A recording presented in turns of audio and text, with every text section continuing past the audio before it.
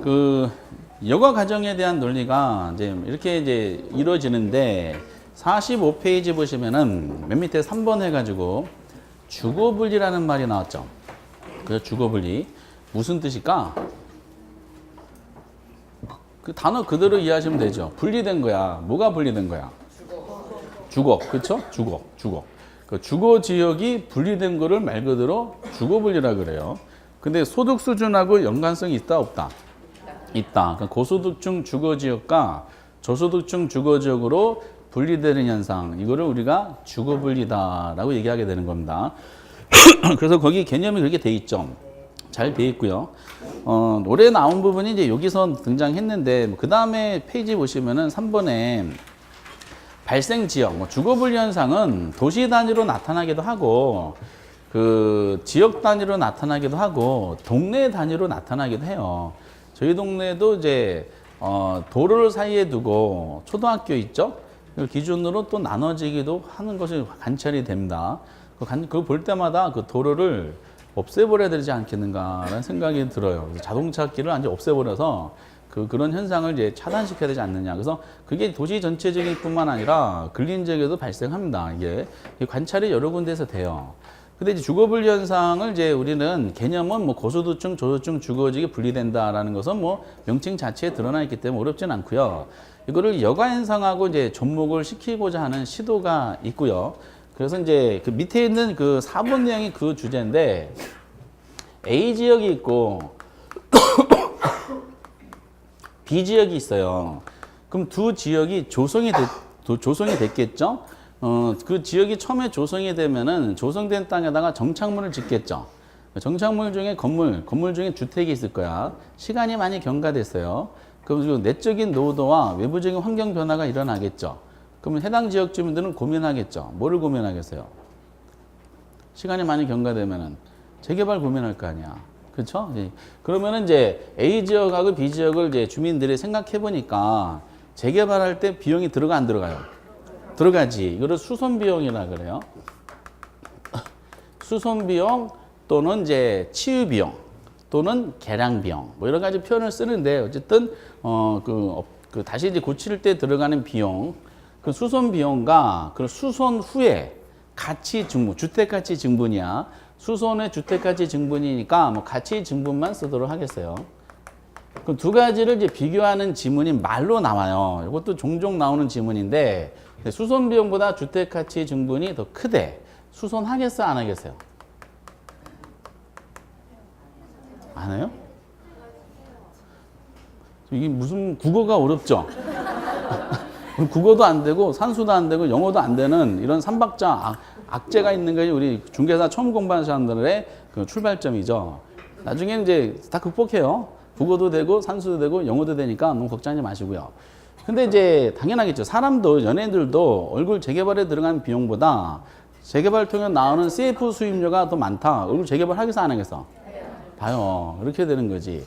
가치 증분이 크니까 수선을 할 겁니다.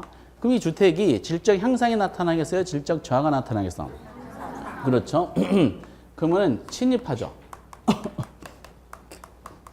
누가 침입하겠어? 상위계층.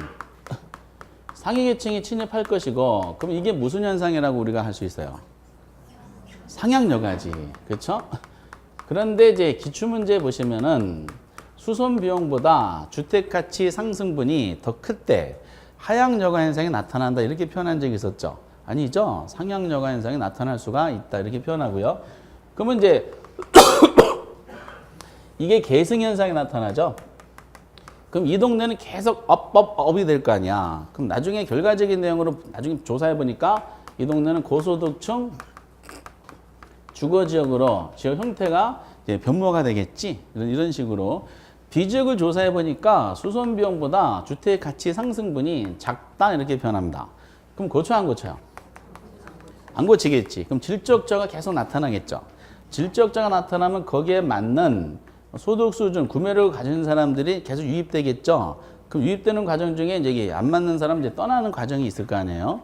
그러면 이제 침입을 하게 되는 거야. 누가 침입해요? 그쵸. 하위계층이 침입을 하고, 그러면 이게 무슨 여가? 하향 여가 현상이 나타난다는 뜻이죠. 이 동네가 이제 계승이 일어나겠죠. 변모가 된다는 뜻이죠. 무슨 동네로? 저소득층 주거지역으로 바뀐다는 뜻이야. 이걸 다 말로 설명이 되죠. 그럼 결과적으로 이 A지역과 B지역은 무슨 현상이 나타난다는 뜻이에요?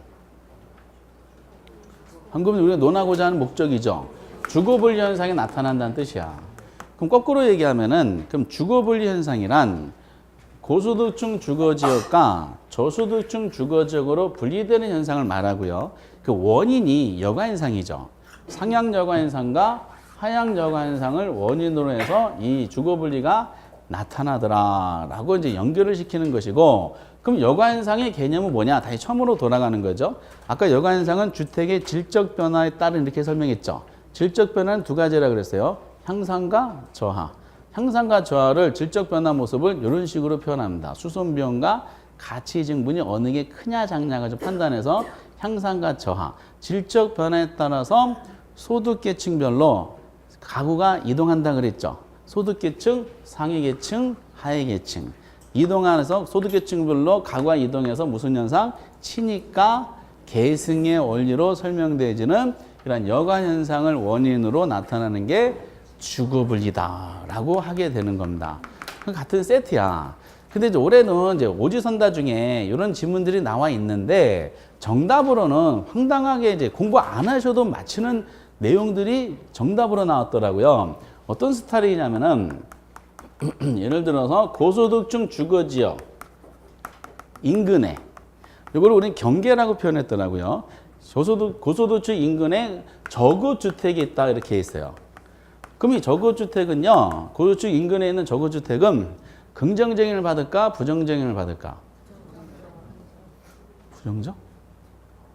고소득층 주거지역 인근의 저거주택이라니까. 저거주택은 긍정적, 부정적. 힘들면요, 제가 다니는데 옆에 누구랑 다니냐? 이민호하고 원빈하고 어깨동무하고 다니고 있어. 그럼 저는 어떻게 다니는 거야? 저 가치가 높아져, 낮아져?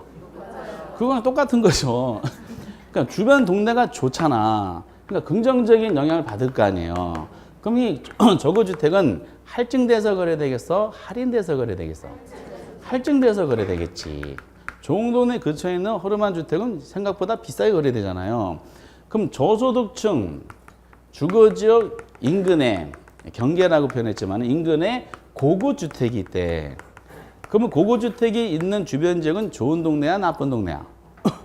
슬럼가 범죄들이 우글하는 그런 동네에 공사비를 많이 들여서 건축비를 많이 들여가지고 고급주택을 졌어. 단독주택을 담장도 크게.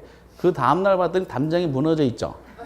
포탄으로 부셔지고. 그러면 이 고급주택은 싸게 거래되겠어? 비싸게 거래되겠어? 부정적인을 받잖아. 그렇죠? 그럼 할인돼서 거래되겠지. 그렇죠? 이렇게 상식적인 말이야. 좋은 동네 인근에 있는 주택들은 좀 더 비싸게, 나쁜 동네 인근에 있는 주택들은 좀 싸게. 할증과 할인이 돼. 이거를 반대로 냈지. 요거를 할인으로 내고 요거를 뭐다? 할증으로 내가지고 이걸 정답으로 체크하게 만들었어요. 근데 올해의 할증과 할인을 바꿔서 나온 문제는 공부를 안 하셔도 이거 아닌가? 라고 찍었어요. 공부를 조금 하신 분들도 맞췄어. 왜냐하면 이 문제가 20회 때 보면은 할증과 할인으로 표현한 것이 똑같은 문제가 있어요. 똑같은 지문. 정답도 똑같은 주소 정답이 나왔어요. 20회 때 나왔던 것이 한참 시간을 거슬러 올라서 27회 때 또 나온 거야. 낸 거 또 내고 또 틀리고 또 내고 또 틀리고 이렇게 이제 반복이 되는 겁니다. 그러니까 우리는 이제 주거분리하고 여가현상을 합친다 하더라도 사실상 나올 수 있는 지문들이 많지가 않아요. 그래서 나중에 여가현상은 딱 두 문제, 그러니까 10개 지문이 있죠. 10개 지문 안에서 이제 여가현상에 나올 수 있는 대표적인 거를 다 커버할 수 있을 정도로 내용적으로 매우 단순한 겁니다. 그 4년 만에 한 번 나왔으니까 한 번 더 나올 수 있는 탄력도 받을 수가 있습니다. 올해는 주거분리의 정답이 나왔기 때문에 만약에 내년도 28에 또 나온다 그러면 아마 여가현상에서도 정답으로 나올 가능성이 높지 않느냐라는 생각이 좀 들긴 한다. 어쨌든 난이도가 높지 않은 문제라고 알아두시고 여가현상 개념, 주거분리 현상 개념, 여가현상의 종류, 상향과 하향을 구분할 수 있는 능력만 지금 가져주시면 충분합니다. 앞으로 천천히 해야 되니까. 그리고 아까 전에 이제 얘기 주었지만은 그 부동산 시장의 테마가 첫 첫 번째 이제 한두 문제에 나오는 테마가 지금 아까 부동산 시장 특성이 있었고요. 주택 시장에서 지금 여가 현상이 이제 핵심적인 내용으로 나오고요. 세 번째가 이제 뭐가 있어요? 효율적 시장이라는 부분이 나옵니다. 효율적 시장은 지문이 나오고 계산이 나오는데 계산과 관계되는 내용은 건드리지 않고 한 가지만 이제 하도록 하겠어요. 효율적 시장은 부동산 가치에 영향을 미치는 요인이 굉장히 많죠. 많은데 다른 건 다 일정하다 가정하고 뭐만 가지고 논하는 거다? 정보만 가지고 논하는 이론이야. 정보. 그래서 그 효율적 시장의 의의를 보면은 거의 두 번째 줄에 정보가 신속하게 정확하게 지체 없이라는 뜻이야.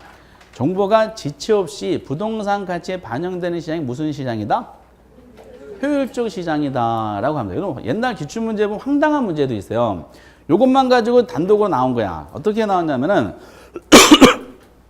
다음은 이제 정보가 지체 없이 즉각적으로 시장의 부동산 가치에 반영되는 시장이 뭐냐 물어봤었어. 1번 효율적 시장, 2번 거미집 이론, 3번 중심지 이론, 4번 지대 이론 막 이렇게 나왔어요. 근데 공부를 안 하신 분도 맞추게 해줬어. 왜냐? 무슨 시장이냐 물어봤는데 보기 중에 시장이라고 나온 것은 효율적 시장 하나밖에 없었어요. 황당무계하죠? 이게 학개론이야.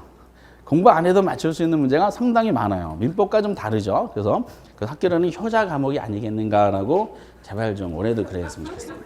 내년도도 그렇고 후년도도 그렇고 작년에도 그렇고 학개론 때문에 붙어요. 민법 때문에 붙는 게 아니라는 거. 라는 것은 민법 교육한테 하지 마시고요. 우리끼리 비밀입니다. 시크리트. 시크리트 가든이 요즘에 유명해서 어쨌든 이제 정보가 키워드고 정보가 가치에 반영되는 시기가 언제 반영되느냐를 판단하는 지문입니다. 방금 읽어드린 거. 그러니까 정보가 부동산 가치에 반영되는 시기는 그 정보의 내용이 알려지는 시점에 가치에 반영이 될까요? 아니면은 그 정보의 내용이 실현되는 시점에 반영이 될까? 그렇죠. 알려지는 시점에 즉각적으로 반영이 돼요. 부동산 개발이 1년 후에 이루어진다는 것을 1년 전에 접한 사람이 있어. 그러면은 그 사람은 접하자마자 바로 의사결정하겠죠. 근데 이제 1년 후에 TV에서 개발된다는 정보가 발표가 됐어.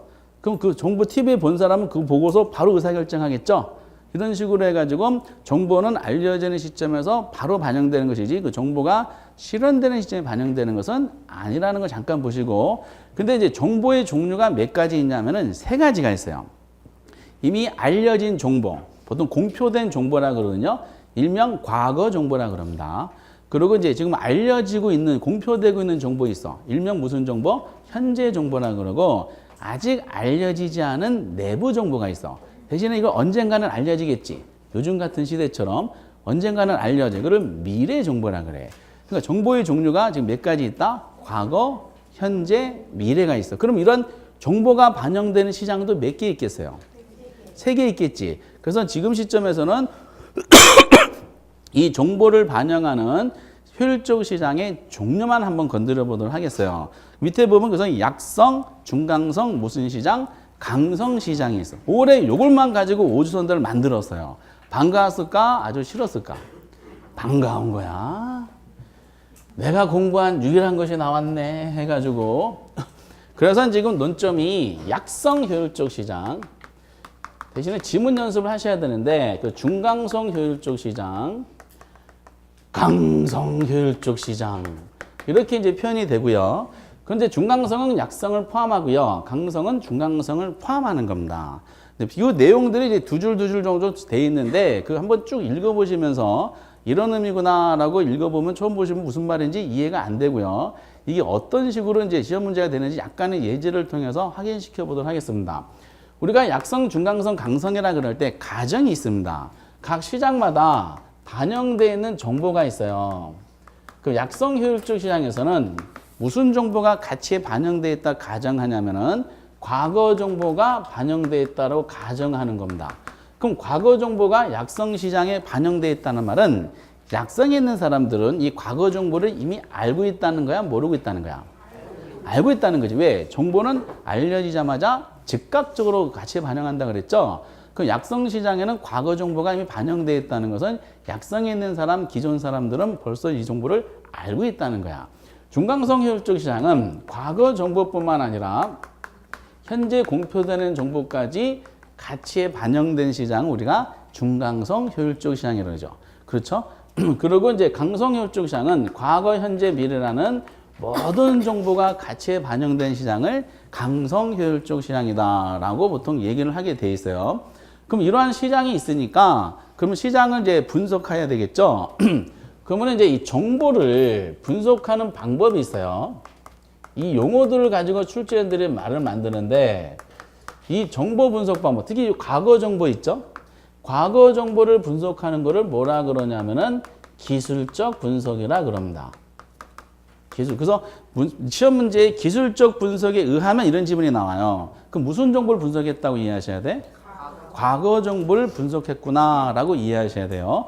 그러면 이제 이 현재 공표되는 정보 있죠? 과거뿐만 아니라 현재 공표되는 정보까지 분석하는 걸 뭐라 그런다?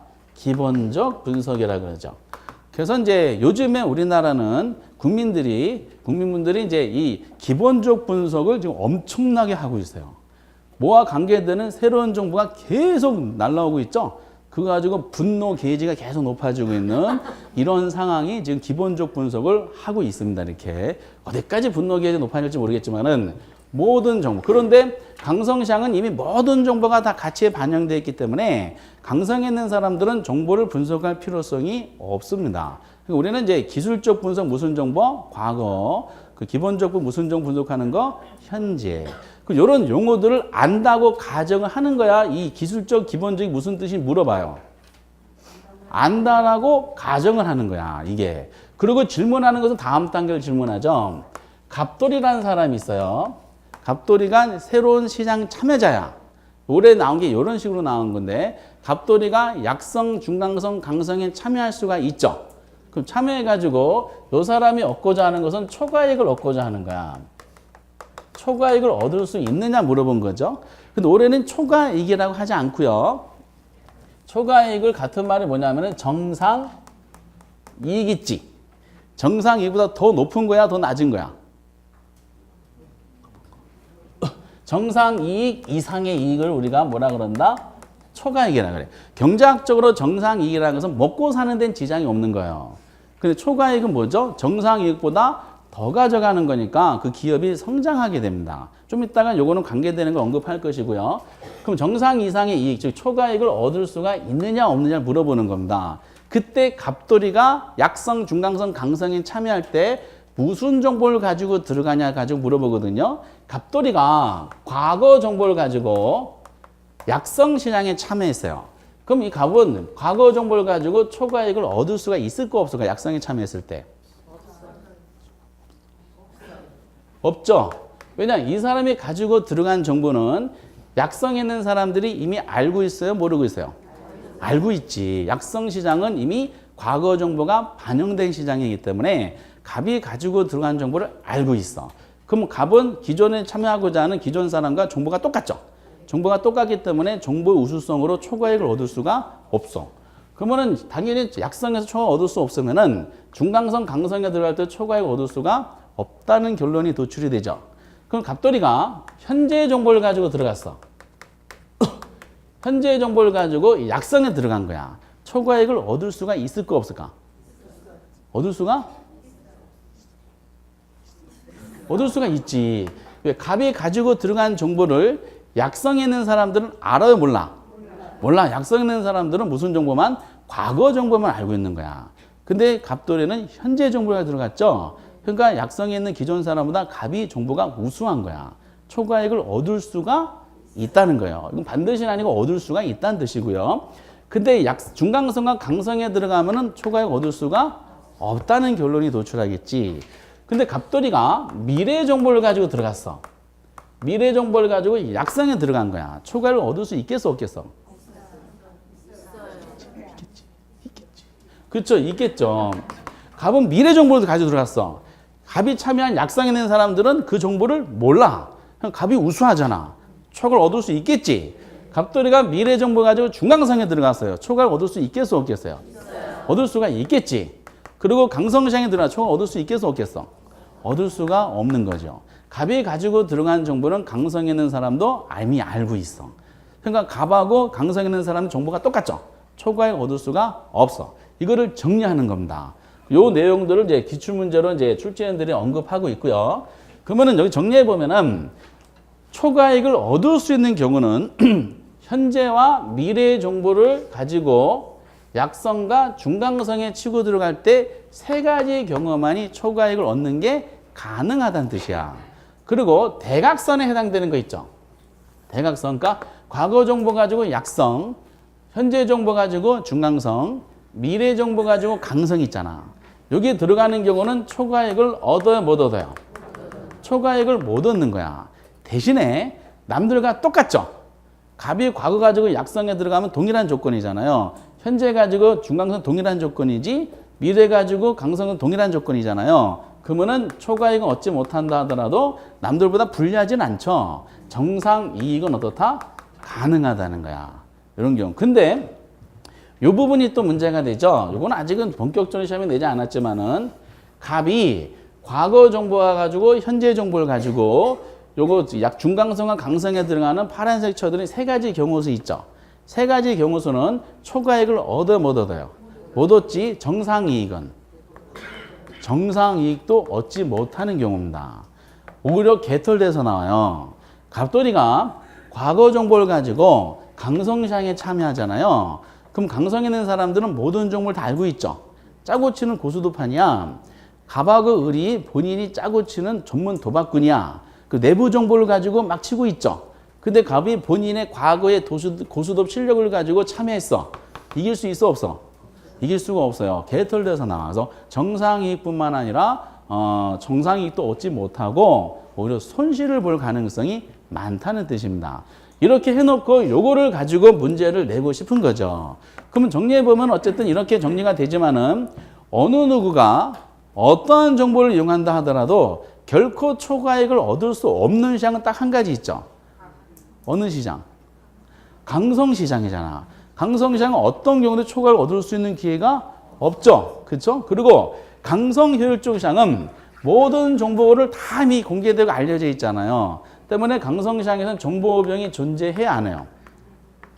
존재하지 않지. 그럼 강성효율적 시장은 우리가 앞에 시장체를 논할 때 이게 무슨 시장이 되는 거야? 정보면에서. 완전 경쟁 시장이 되는 거야. 아까 완전 경쟁 시장이라 할 때는 정보병이 있다 그랬어, 없다 그랬어? 강성의 정보병이 존재하지가 않아요. 근데 약성과 중강성 시장에서는 정보병이 존재할까, 존재하지 않을까? 존재해. 왜? 약성과 중강성에서는 요 세 가지 경우에서 초과액을 얻을 수 있는 기회를 제공하잖아. 때문에 약성과 중강성 참여하는 사람들은 현재나 미래의 정보를 만약에 취득한다. 그러면 초과액을 얻을 수 있기 때문에 현재나 미래의 정보를 얻기 위한 노력을 하겠죠. 정보 비용이야. 그럼 결과적으로 약성과 중강성 효율적 시장은 시장 체제가 무슨 시장 체제가 되겠어요? 불완전 경쟁 시장 체제가 되고요. 나중에 약성과 중강성 불완전 시장 체제고 강성이 완전 경쟁 시장 체제라는 것이 대단한 의미를 가질 때가 있을 겁니다. 어쨌든 이런 경우인데 그럼 이걸 어떻게 출제하냐가 그 고민이죠. 이게 한번 잘 생각해 보세요. 어떻게 내냐면은 약성 효율적 시장에서 새로운 시장 참여자가 약성 효율적 기술적 분석에 의할 경우 새로운 시장 참여자는 초과 이익을 얻는 것은 가능할 것이다. 올해 결국 이게 나온 거죠. 이런 스타일이. OX. 그럼 이거를 해석해야 되죠. 국어도 안 되지만은 문제 해석하면 약성에서 그랬잖아요. 그 약성에 있는 사람들은 과거 정보를 알고 있는 건데 기술적 분석에 의할 경우라는 있죠. 무슨 정보가 들어갔다는 뜻이야? 과거 정보를 가지고 분석했다는 뜻이지. 그럼 갑이 과거 정보 가지고 약성에 치고 들어갔다는 뜻이잖아요. 그럼 결과적으로 초과액을 얻어요, 못 얻어요? 초과액을 얻지 못한다라고 결론을 내려야 되는데 얻는 것은 가능하다 그런 거죠. X가 되는 거야. 올해 문제가 이게 정답이었던 거죠. 똑같은 의미로 약성 효율적 시장에서 기술적 분석에 의할 경우 시장 참여자는 정상 이익은 얻는 것은 가능할 것이다. 이것은 요거 맞겠지. 똑같은 조건이잖아. 근데 약성 효율적 시장에서 시장 참여자가 기본적 분석에 의할 경우 이렇게 낸 거죠. 기본적 분석에 의할 경우 초과이익을 얻는 것은 가능할 것이다. 이건 OX. OX. 국어적으로 해석을 해보세요. 약성시장에서 그랬죠. 그럼 약성시장에서란 말은 이미 약성에서는 있는 사람 무슨 정보 알고 있다고요? 그렇죠. 과거 그거 항상 인식하기 가정이야, 가정. 그런데 기본적 분석을 했다 그랬죠. 무슨 정보가 들어왔다는 뜻이야? 현재 정보가 들어왔다는 뜻이지. 그러면은 약성시장에 현재 정보를 갖추고 들어간 거잖아. 그럼 초과이익을 얻는 것은 가능해요? 불가능해요? 저 동그라미는 가능하다는 뜻이잖아요. 그쵸? 그러면 갑이 기본적 분석을 했어. 현재 정보 들어갔어. 어느 시장 약성에. 약성된 사람들은 갑이 가지고 들어간 현재 정보를 알아 몰라? 모르잖아. 그럼 갑이 우수하잖아요. 그러니까 갑돌이는 기본적으로 했다는 것은 초과이익 얻는 건 어떻다? 가능하다는 거지. 이건 맞는 질문이 되겠지. 이런 식으로 이제 시험 문제가 나와요. 그럼 한 번 더 기분 짜니까. 중강성 효율적 시장에서 이렇게 되는 거지. 13회 때 문제부터 다 이렇게 나오는데 그 문제가 또 올해 또 나왔다는 건데 중강성 효율적 시장에서 기본적 분석에 의할 경우 초과이익을 얻는 것은 가능할 것이래. 이것은요. 이거는 X지. 해석이 되죠. 패턴이 똑같으니까 중강성 시장에서 그랬지. 그럼 중강성 있는 사람들은 기존 사람들은 무슨 정보까지 알고 있다? 현재 정보까지 알고 있는 거예요. 근데 새로운 시장 참여 기본적 분석에는 무슨 정보가 들어간 거야? 현재. 그럼 새로 정보 참여한 사람도 현재 정보고 기존 사람도 현재 정보까지 알고 있죠. 정보력의 차이가 있어 없어요? 정보력의 차이가 없기 때문에 남들보다 더 많은 이득인 초과를 얻을 수는 없다고 해야 돼. 근데 얻는 가능하다? 이거 X가 되는 거지. 그 동일한 내용으로 중강성 효율적 시장에서 기본적 분석에 의할 경우 그럼 정상 이익을 얻는 것은 가능할 것이다. 이것은. 이거는 맞지. 이렇게. 그러면서 이제 이거는 옛날에 했던 거. 강성 효율적 시장에서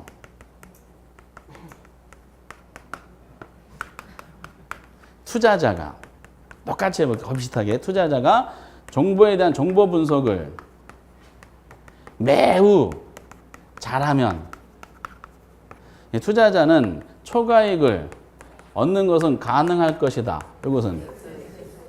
이거는 X지. 매우 엄청 잘하면 안 돼. 강성 효율적 시장은 모든 정보를 다 알고 있는 시장이지. 그럼 투자자가 어떠한 정보를 가지고 들어가도 초과이익을 얻는 것은 어떻다? 불가능해요. 기존에 있는 강성에 있는 사람보다 우수한 정보가 존재하지 않기 때문에 그래요. 근데 이거를 출제원이 매우 잘하면 이렇게 나왔지. 그랬더니 이 문제가 나왔을 때 잘하면은 좀 얻을 수 있지 않겠어요? 그래가지고 이걸 또 맞다고 하신 분이 또 계셨어요. 이 효율적 시장의 기본 가정에 위배되는 사고방식이 되는 겁니다.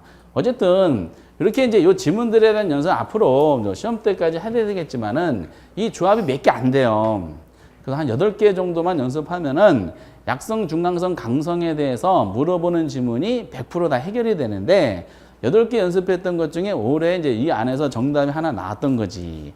이거는 이제 지금은 익숙하지 않아요. 이게 초반에는 되게 이제 이걸 어려워하는 문제 중에 하나다라는 겁니다. 왜 어려워하실까? 용어가 낯설잖아. 약성시장, 중강성, 강성시장, 기술적 분석, 기본적 분석, 초과이익 얻는다, 얻지 못한다, 얻기가 쉽다, 막 이렇게 표현하다 보니까 좀 힘들지만은 이것이 우리 시험에서는 보다 효자 노릇하는 대표적인 시장 구조가 이 주제다라고 보시면서 그 다음에 논하는 것이 이제 할당 효율적 시장의 논리인데 이거는 지금 안 하도록 하겠어요. 할당 효율적 시장 논리는 계산 문제로 연결을 시켜야 되는데 지금 계산 문제에 대해서 해드리면은 거의 경기가 일어납니다. 이 파트는. 그래서 이제 어차피 요 지문들이 우선 기본 베이스니까 약성, 중강성, 강성에 대해서 잘 이제 생각만 잘 해주셨으면 좋겠습니다. 그래서 이제 이게 아마 올해 나오면은 4년째 나오는 거예요. 내년도 나오면은 나올 수도 있어요. 계산 문제로. 어쨌든 이제 이렇게 세 가지 시장론의 앞에 주제, 시장의 특성, 그리고 국수 비비비라는 그 시장 특성했고 지금 주택시장의 여가현상에 대한 기본 개념만 잡았고요. 효율적 시장에서도 약성, 중강성, 강성이라는 올해 나왔던 문제 내용을 잠깐 확인했어요. 그럼 이제 한 문제 내지 지금 두 문제를 맞히신 거야. 근데 우리는 이제 그 많이 나오는 게 시장 아까 말씀드렸던 지대론, 그 내부 구조론, 입지론 이렇게 연결이 많이 되는데 이거를 지금 해드리면 다 가방 싸들고 가실 거예요. 외국인들이 낯설지 않아가지고 이건 찬찬히 해드려야 돼. 충격을 완화시켜야 돼. 13명 한꺼번에 확 해드리잖아.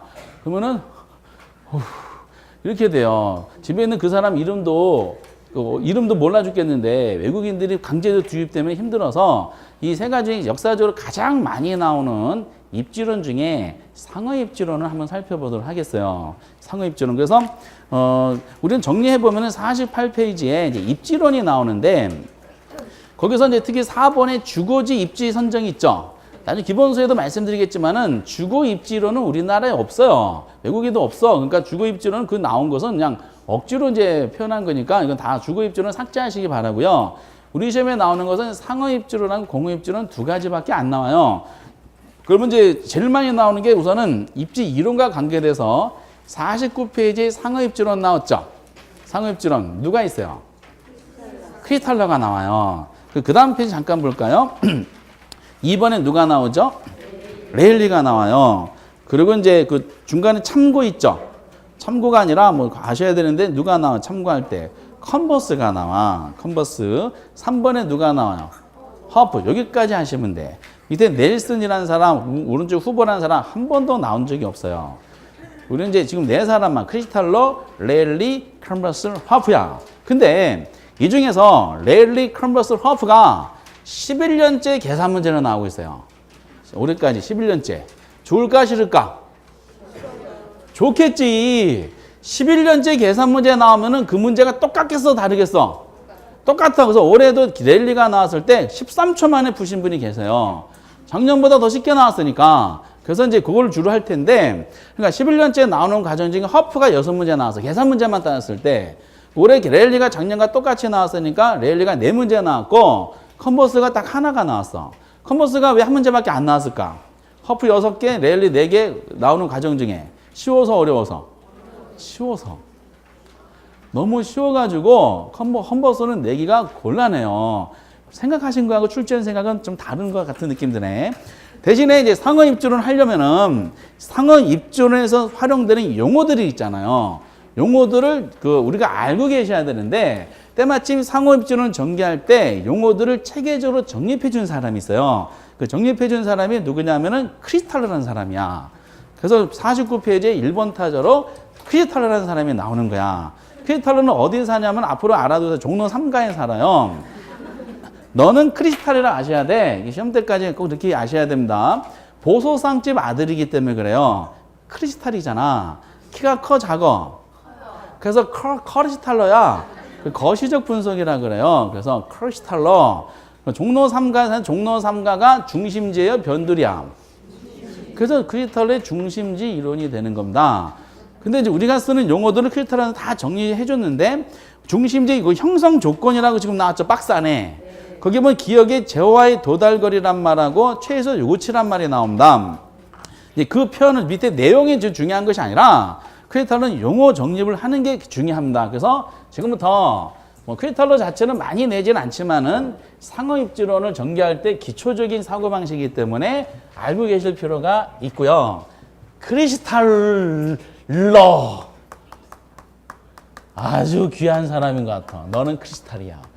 어이 중심지야. 어이. 크리스탈러란 분은요 독일 분인데 그분은 이제 그 중심지 있죠, 중심지 이론이다 보니까 중심지가 어떻게 형성되는지 그 형성 과정에 대해서 전개한 사람이에요. 근데 우리 중개사 시험에서는 크리스탈러가 제시한 중심지가 어떤 과정을 통해서 형성되는지 있죠? 이거 한 번도 낸 적이 없어. 왜 그럴까? 어려워서 그래. 학교에서 학생들이 공부하는 것이지 중개사 시험 내기는 좀 까다로워요. 그래서 우리 좀 그냥 형성 과정을 논한 이론이다까지만 논하더라고요. 그리고 형성 과정을 설명하는 과정 중에 쓰는 유명한 단어가 있어요. 최소 요구치란 말하고 방금 보셨던 그리고 재화의 도달거리란 말이 있습니다. 최소 요구치와 재화의 도달거리 관계를 설명하면서 중심지가 형성되는 과정에 대해서 논한 이론이야. 그럼 최소 요구치란 말하고 재화의 도달거리란 말을 점포를 오픈하고자 하는 분들이 있죠. 고민하면서 오픈하실 거 아니에요. 그러면은 재화의 도달 범위 그리고 이제 최소 요구치란 말을 쓸까 안 쓸까 평소에 써요. 그분들은 하시는 말씀, 내가 해야 되나 말아야 되나 고민하실 때 가만히 들어보면 다 이 용어를 써요. 근데 이 용어를 직접적으로 안 쓰고 저희들이 일반적으로 쓰는 용어들을 쓰실 뿐입니다. 그게 다 재화의 도달거리와 최소 요구치라는 단어입니다. 시험상의 용어는 요거예요. 어쨌든 요 두 가지 관계를 설명한 이론인데 그러고 나서 크리스탈로 먼저 정리해 보면은 크리스탈로에 쓰는 용어들이 있을 거야. 용어들의 첫 번째가 지금 무슨 이론이라 그랬어요? 중심지 이론이야. 중심지란 말을 많이 써보시죠. 중심지잖아. 중심지 뭐 이렇게 하잖아요. 그 도대체 중심지가 무슨 말이냐라는 겁니다. 중심지란 뜻은 개념을 논하다 보면은 크리스탈로가 표현한 걸 번역하면은 크리스탈로는 서로 다른 재화를 판매하는 점포. 그러니까 점포 또는 가게, 상점 이런 말 많이 쓰죠. 서로 다른 재화를 판매하는 점포들이 밀집되어 있는 장소 이렇게 표현해요. 그리고 저희들이 이제 편하게 표현하면은 중심지는 별게 아니라 점포 있죠, 점포. 상점, 가게, 점포들이 모여 있는 것 이렇게 이해하시면 돼. 이게 뭐다? 중심지야. 점포 있는 곳. 그러면은 중심지가 하는 역할이 뭘까? 기능입니다. 기능은 배후지 있죠. 배후 지역의 재화나 서비스. 이 재화 서비스란 말이 우리가 이제 그 수요 공급을 할 때 상품이라 그랬죠. 재화나 서비스를 뭐다? 제공하는 역할이 뭐죠? 이 중심지야. 오케이? 근데 크리스탈이라는 사람은 이 점포들이 많이 모여있는 데가 있을 거야. 서울 같은 데 대표적인 것이 어디예요? 명동 같은 거야. 그럼 백화점을 비롯해서 그 점포상까지 많은 점포들이 있죠. 고차 중심지라 그러고 그리고 점포들이 작게 모이는 데가 있어. 주로 아파트 단지 내에 상가 있죠. 상가 하나 딱 덩그러니 서 있잖아요. 하는 역할이 매우 제한돼 있죠. 그러다 보니까 이제 그 저차 중심 이런 표현을 써요. 이런 용어들은 앞으로 찬찬히 할 것이고 용어만 잡아보면은 중심지 개념과 기능을 서로 정리해보면 결국 중심지란 말은 무슨 뜻이냐? 점포가 있는 곳이 하는 역할은 물건 파는 장소라는 뜻이에요. 이걸 경제학적으로 뭘로 이해하시면 돼요? 그러니까 중심지는 점포 있고 물건 파는 장소가 뭐야? 시장이 되는 거지. 이해되세요? 그러니까 중심지는 별게 아니라 시장이다라고 생각하시면 돼. 지역 시장 이렇게. 그리고 이제 여기서 또 하나 단어가 배후지란 말이 나왔죠. 배후지란 말을 아마 이제 실무적으로는 상권이란 말을 많이 쓰실 거예요. 근데 어떤 분은 상권이란 개념을 배후지 개념으로 이해하셔야 되는데 상권을 중심지 개념으로 이해하시는 분 계시더라고요. 그럼 상권이란 말은, 즉 배후지란 말은 무슨 뜻일까? 중심지가 점포 있는 곳이라 그랬죠. 그러면은 배후지는 고객이 있는 곳이야. 소비자, 고객들이 존재하는 것. 이것이 뭐죠? 이게 배후지이자 상권이 되는 겁니다. 이렇게. 그래서 이제 지지난주인가 서울시청하고 광화문에 주변에 상점들이 있잖아요. 상점들이 이제 언론 보도 나온 거 보니까 상점들이 일시적으로 주말에 상권이 발달된다 이런 말이 나오더라고요. 그 말을 해석하면 무슨 뜻이야? 언론에 나온 거. 상권이 발달된다는 건 일시적으로 주말에 거기가 무슨 뭐 하잖아요. 그렇죠? 그러다 보니까 배후지가 어떻다? 넓게 형성된다는 거야. 그러면 광화문에 있는 서울시청에 있는 점포들은 주말에는 일시적으로 배후지가 어디까지 확장돼? 부산에서도 오시고 광주에서도 오시죠? 전국적으로 배후지가 일시적으로 확장되는 거야. 멀리서도 손님이 온다는 뜻이죠? 장사가 잘 되겠어 안 되겠어? 잘 되는 거야. 그 보도를 접하고 나서 무슨 생각했냐면은 거기서 어묵 장사하면 참 좋겠다. 대신에 못 들어가잖아. 그래서 제 차를 잠깐 포장을 이제 그 무슨 이제 방송국 기지국처럼 잠깐 꾸며가지고 가짜로 포장한 다음에 들어가서 막 드림이 들어간 다음에는 이제 끝났잖아요. 그래서 막 이슈가 이제 막 최고치를 할 때 포장을 싹 열면은 어묵을 파는 거야. 잘 팔리겠어 안 팔리겠어?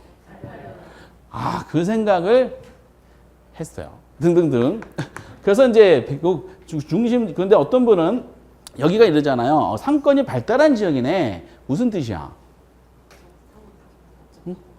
여기서 장사하면은 손님들이 많이 온다는 뜻이야. 배우지가 많이 형성되니까 손님들이 많이 온다는 뜻이에요. 장사가 잘 되겠죠.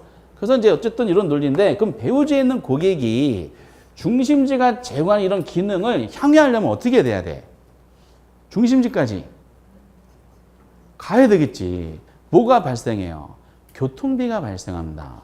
이제 언급 안 했지만 지대로부터 이제 전통으로 내려오는 중요한 단어가 교통비, 수송비라는 개념이에요. 두 가지 같은 말인데, 배우지에 있는 고객이 중심지까지 가려면 교통비를 지불하면서 가야 되잖아요. 그러면 배우지에 있는 고객은 생각하는 거죠. 내가 지불해야 될 교통비와 중심지가 제공하는 기능을 비교해가지고 중심지 기능이 더 우수하다. 그럼 기꺼이 교통비를 지불하겠어, 안 하겠어?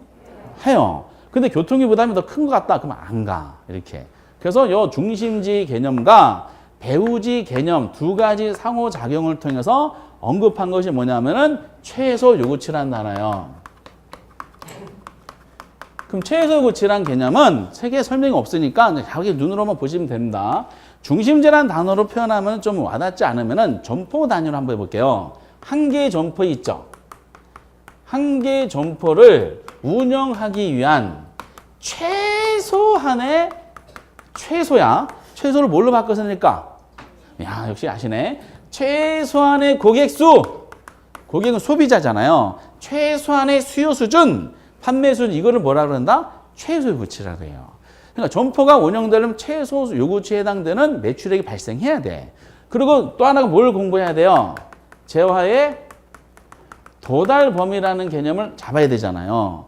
그럼 재화의 도달 범위는 배우지에 있는 고객이 중심지까지 가려면 교통비를 지불해야 된다 그랬죠. 그럼 배우지에 있는 고객 입장에서 기꺼이 교통비를 지불하면서 도달할 용이 있죠. 도달할 용의가 있는 최대한의 거리겠어? 최소한의 거리겠어? 최대한의 거리. 이거를 뭐라 그런다? 이거를 재화의 도달 범위가 됩니다. 그럼 중심지에 있는 점포 입장에서는 재화의 도달 범위까지 내 점포를 이용하는 고객이 존재하는 거야. 그 재화의 도달 범위가 파악이 되잖아요. 광고 전단지 뿌릴 때 그 재화의 도달 범위 내에 있는 소비자 대상으로 광고 전단지를 뿌려야 되는 거죠. 도달 범위를 벗어난 지역에 있는 소비자들은 내 점포를 이용하는 소비자가 아니니까 관심 가질 필요가 없다는 뜻이야. 그래서 지금 이제 점포를 운영해 최소한의 고객 수가 최소 요구치고 기꺼이 도달한 최대한의 거리가 재화의 도달 범위를 봤을 때 두 가지 있죠. 최소 요구치와 이 도달 범위 요 관계. 요 관계를 설명한 이론이 뭐라고요? 크리스탈로의 중심지 이론이 되는 거예요. 이 관계라는 것은 결국 결론이 이 중심지가 성립되기 위한 조건에 대해서 아느냐. 방금 전에 책에 요것이 표시가 되어 있던 겁니다. 중심지가, 점포가 성립되려면은 재화의 도달 범위가 더 커야 될 것 같아요? 아니면은 최소 요구치가 커야 될 것 같아요? 한번 책에 한번 거기 표시가 되어 있으니까 한번 읽어볼게요. 거기 이제 중심지 형성 조건에 기억해 보니까 이제 중간 생략한 결론만 나와 있는데 재화의 도달 거리가 최소 요구치보다 크면 중심지가 형성된다 그랬죠. 그럼 도달 범위가 커야 돼요? 요구치가 커야 돼요? 도달 범위가 더 커야지 중심지는 성립이 되고요. 만약에 요구치가 더 크잖아? 이 중심지, 이 점포, 이 기업은 쫄딱 망하게 돼 있어요. 항상 이것이 이거보다 커야 된다는 걸 알고 계셔야 돼. 예를 들어서 우리가 이제 보통 보면 이제 식당을 예를 많이 들어요. 제가 좀 먹는 걸 좋아해서 그 식당, 그럼 A 식당을 운영하는 사장님이 있잖아요. 그럼 사장님은 이 식당을 운영하기 위해서는 기본적으로 벌어야 될 돈이 있겠죠. 임대료 벌어야 되잖아요. 그리고 관리비 벌어야 되잖아. 그리고 이제 그 인건비도 벌어야 되잖아. 직원 고용하니까. 그리고 식당이니까 그 재료를 구매해야 되잖아요. 재료값 벌어야 돼, 안 벌어야 돼? 벌어야 되죠. 광고비 비롯해 여러 가지 비용이 나가죠. 영업 경비도 벌어야 돼. 세금도 나가죠. 재세용 광고도 벌어야 돼. 그리고 본인 인건비도 벌어야 되잖아요. 본인 인건비를 마진이라 그래, 정상이. 본인 인건비도 벌어야 돼. 기본 딱 생각하는 게 이거 다 따져보겠지. 이거 장사하면 이 정도 벌 수 있을까? 그래서 이제 식당 사장님이 판단하기에 하루에 한 100명 정도가 와야지 식당을 운영하는데 지장이 없을 것이다 라고 판단한 거야. 이 100명이 뭐예요?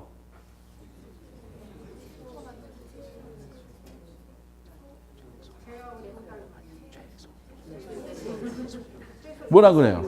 그러니까 보세요. 100명이 돼야지 식당 운영한다 그랬죠? 그 식당 입장에서는 식당을 운영하기 위해서는 최소 100명의 손님이 하루에 와야 된다고 해석하면 되잖아요. 그렇죠? 최소 요구치가 되는 거야.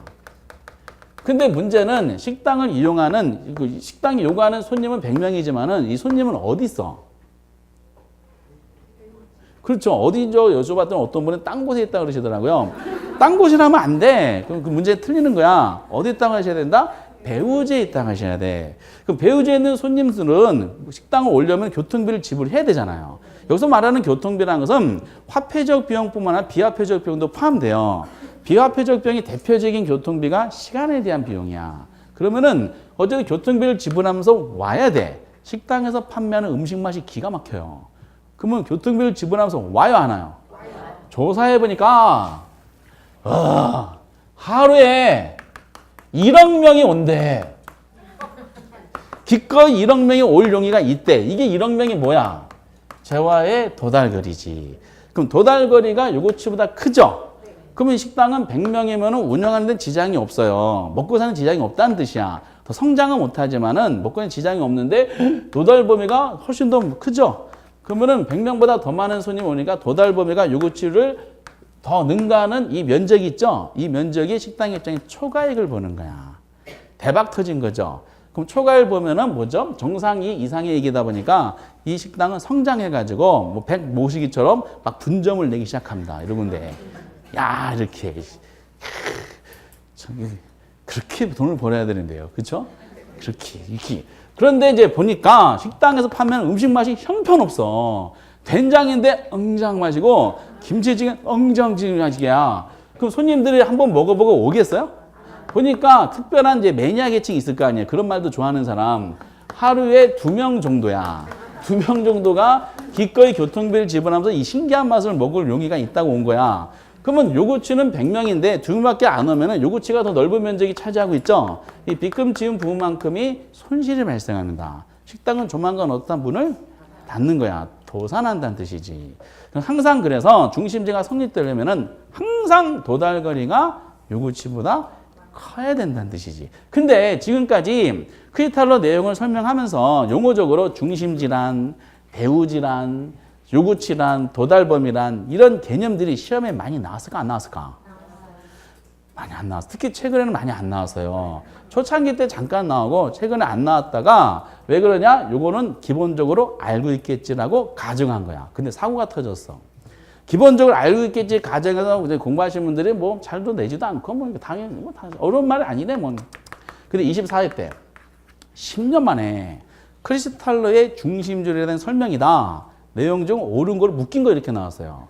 박스 안에 좀 보기가 4개 있었어요. 기억년 디글리을. 그럼 이 중에서 크리스탈러 내용을 설명했는데 중심지 기능, 재화의 도달 범위, 요구치 이게 기초적인 개념이 나온 거예요. 오히려 당황하셨다고 하더라고요. 어려운 것만 연습하다가 기본적으로 물어보니까 기본에 충실할 거 이렇게 이제 하셨던 기억이 24회 때 있어요. 그러니까 아마 이게 10년 만에 나왔으니까 앞으로 34회 때 나오겠지만은 그래도 이제 크리스탈러에 대한 논리는 이게 기초적인 용어와 관계되고요. 이후에 이제 본격적으로 이제 상호입전에 연결되고 있는 중요한 주제를 이제 펼쳐주기 위한 기초적인 개념입니다. 이 시점에서 크리스탈러는 크리스탈 자체의 결론이 있긴 있어요. 밑에 이제 내용이 있는데 그렇게 내용을 지금 보는 게 중요한 것이 아니라 지금 이제 용어들에 대한 해석이 되게 의미가 있겠더라고요. 중심지 개념과 기능, 배우지 개념, 두 가지 관계, 요구치하고 도달 부분과 무슨 의미인지를 알고 계셔야 돼요. 우리하고는 중심지에 있다고 봐야 돼요? 배우지에 있다고 봐야 돼요? 이렇게 개념 정리해보면은. 우리하고는 배우지에 있으면 지금 여러분도 어디 가셔야 돼, 지금. 우리하고는 어디 있어? 중심지에 있는 거야. 중심지가 배우지에게 재화나 서비스를 제공하잖아요. 우리하고는 무슨 개념이냐? 중개 업무와 관련되는 그 공부에 대한 지식이 있죠? 지식 서비스를 제공하는 역할을 하는 것입니다. 우리하고는 일종의 점포야. 서비스를 제공하는 점포. 중심지에 있는 거예요. 오케이? 중심지. 그 여러분들이 지금 출발하신 아침에 출발한 장소가 있죠? 우리 학원 입장에서 여러분들이 출발한 장소가 뭐가 되는 거야? 배우지가 되는 거야. 여기서 하나. 배우지에 계신 여러분 우리 학원 오셨잖아요. 근데 여러분들은 우리 학원 말고 다른 학원도 가실 수가 있었겠죠. 그 학원들은 평택에 있는 학원들은 동일한 배우지를 공유하고 있으니까 우리 학원에 오신 거예요. 감사드립니다. 정말로 감사드립니다. 원장님을 대신해서 정말로 감사드립니다. 정말 마음속에서 진심으로 우러나게 감사드립니다. 이렇게 좀 열심히 하도록 하겠어요. 이런 주제죠. 이렇게 우리가 중심지에 있는 거야. 등등등. 그래서 이제 이렇게 용어를 잡아보면은 그 크리스탈러 다막자들이 있을 거 아니야. 다막자가 지금 기다리고 있는 랠리 컨버스 허프야. 11년째 계산 문제만 11년째 나오는 인간들이에요. 그러면은 랠리 컨버스 허프는 후학자잖아. 후학자인데 지금 크리스탈러라는 사람이 지금 뭘 설명했냐? 중심지가 형성되는 과정을 설명했잖아요. 똑같은 걸 설명해야 돼? 아니에요. 이미 크리스탈러가 정리를 해준 거를 동일하게 할 수는 없잖아요. 그러면 그 화학자들은 크리스탈러가 제시된 결론을 내린 요거를 베이스로 깔아놓고 어떤 목적의식을 가지고 뭔가 설명할 거예요. 그게 이제 우리 시험에서 나오는 중력 모형이라는 뜻이에요. 중력. 좀 이따가 하도록 하겠습니다. 중력 모형 핵심입니다. 그래서 50페이지 보면 이제 랠리부터 중력 모형에 대해서 조금만 쉬었다가 하도록 하겠어요.